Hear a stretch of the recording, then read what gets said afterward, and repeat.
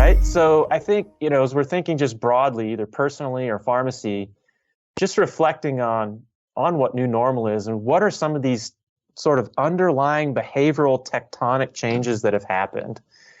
And for me, again, it's consumers thinking of pharmacies as service providers in a way that at a mass scale didn't exist before, right? Before it was, oh, and also if I feel comfortable, I might be able to get a vaccine at a pharmacy. That's not where people are at now.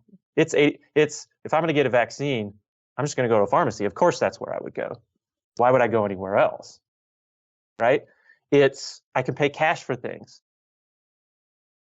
It's I can schedule an appointment. Right? It's new ways of patient flows that they're used to now. Right? So how do I provide personalized service, but maybe I'm not really giving up that delivery to the parking lot?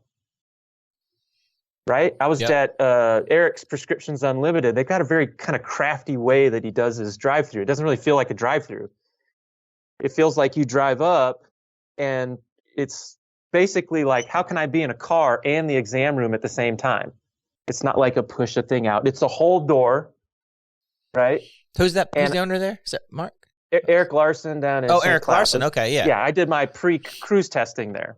Oh, wow. And it was like, wait a second, this is what drive up should look like. And my gut tells me, I haven't asked him, but my gut tells me is they knocked a hole in the wall because it's not a natural drive up structure that he has. No, they just have a door going to the. Exactly. Right. But that's better. Right. Right.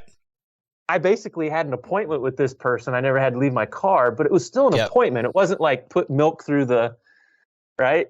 So there's these things that we really should be thinking about as far as what things should we keep and learn about particularly service delivery and how consumers think of services and how they pay for them. Yeah, that's interesting. I was in that pharmacy and I kind of thought about that as a workaround. Mm.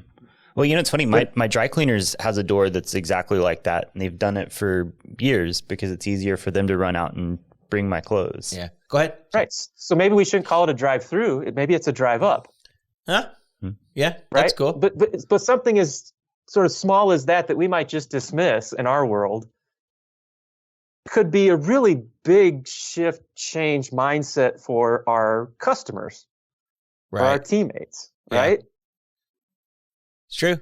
Yeah, and you can imagine somebody older with limited mobility having problems with reaching up in the drive-through window or reaching up there and getting something out of the little tray that comes out. Exactly, but it's also a different experience, right? Because again, you've been there, so we know, maybe we need to bring it to the color to life for the audience here, but I can drive up, it's just a door, to your point, right? It goes right into their workspace area as if it were an exam room or workspace, a physician's area, whatever. There's nothing stopping saying, hey, we're going to do a visit. Would you like to do it as the drive up, or would you like to come in the store? Oh, I want to do it as the drive up. I'm immobile, or I got my kid in the back. I'm picking him up a day, whatever, right?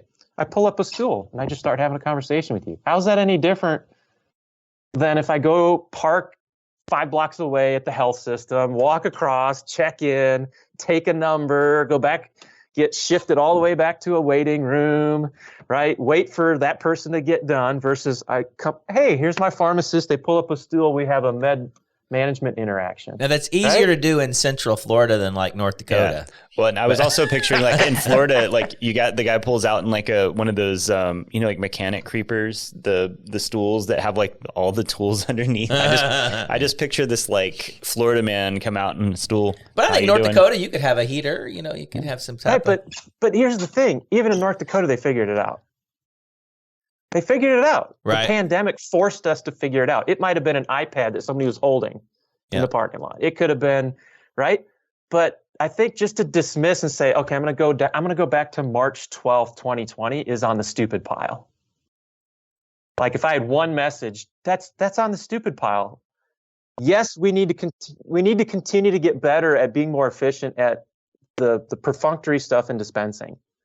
CPESN pharmacies that haven't figured out sync, haven't figured out how to do dispensing workflow are the ones that can't do service workflow very well either. You have to be good at that. But don't throw away all of those opportunities with consumers and things, widgets, workflows, people that you figured out how to do. go back to your original question on our podcast here, which is, how do I take that and I leverage it now for the next thing?